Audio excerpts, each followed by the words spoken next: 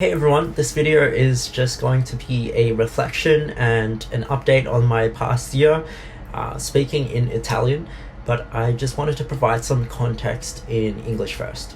This video is going to be quite personal. It's going to be me talking about some of the struggles I've been through over the last year, and Italian not being my first language, it'd be a bit hard to do the entire video in Italian. It's something I actually haven't been really actively studying too much in the last year.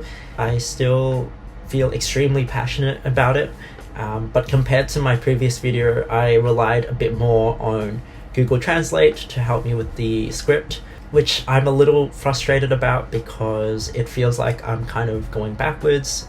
It feels like I'm hitting a plateau, and it's just felt generally like my Italian's gotten worse, and that's exactly what I want to express in this video. It's that progress is not linear.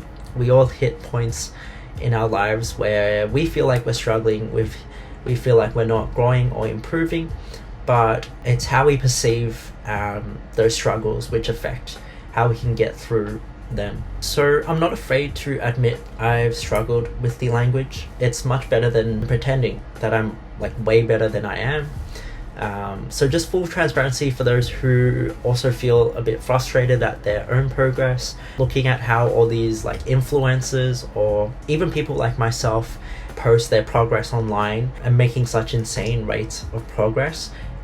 It is all a little exaggerated, and it's not what you typically think. So those flashy clickbaity influencers online, it could be like the authentic ones who are just sitting down talking to the camera. So usually it's done to sell you a course, but sometimes it's just to make themselves feel better.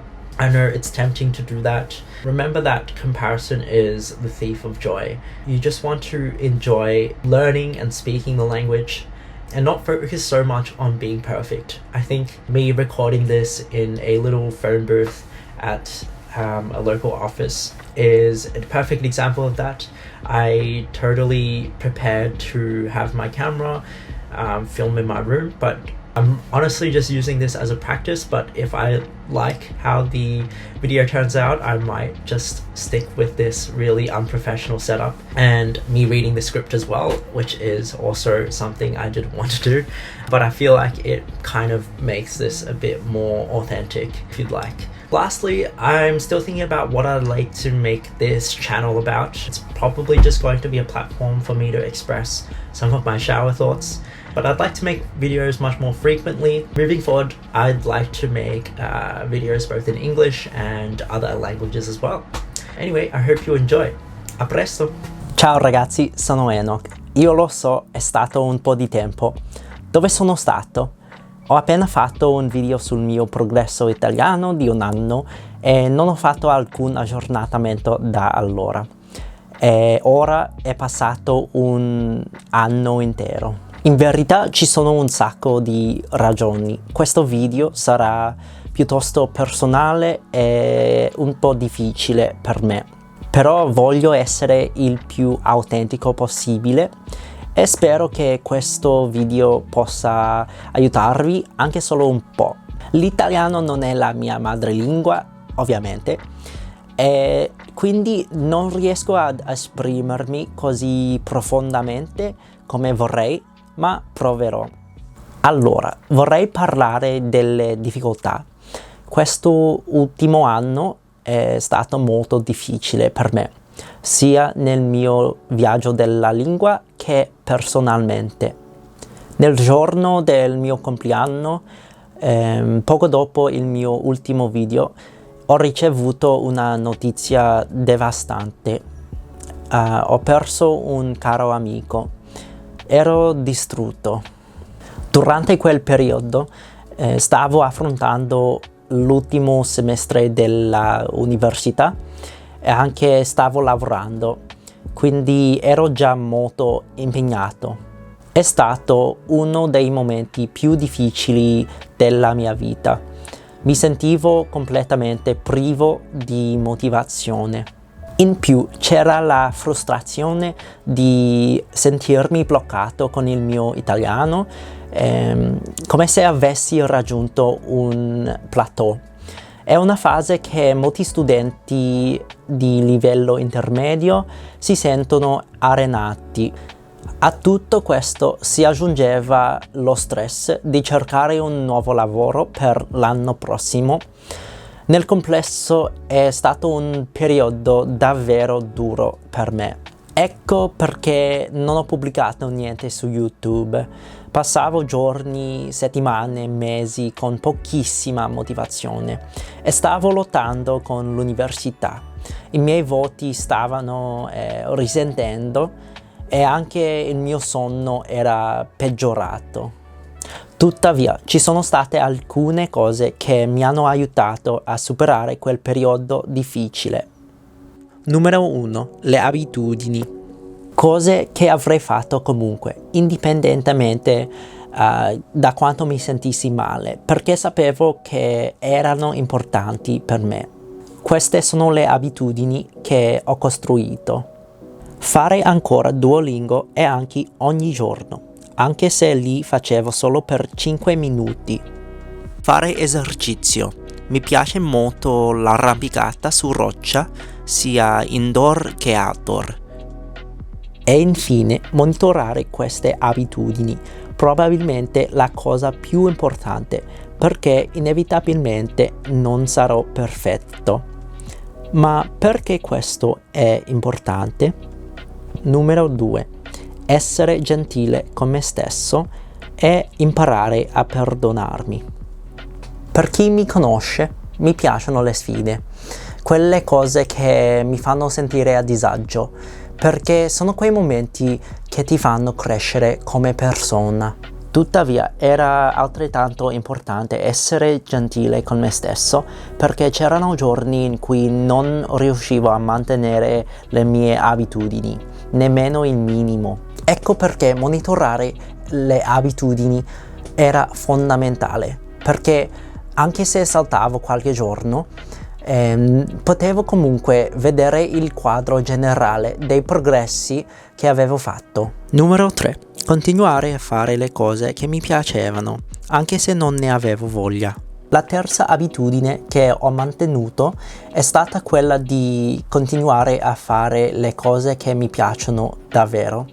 Per me questo significava continuare a studiare cinese e spagnolo e superare il mio plateau che avevo raggiunto con l'italiano.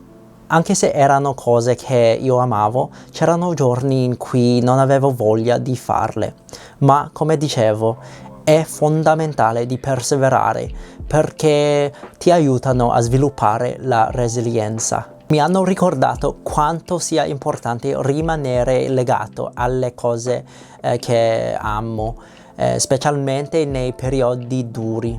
Allora, un aggiornamento sul presente. Dall'anno scorso mi sono laureato all'università, anche se quella mi è sembrata infinita.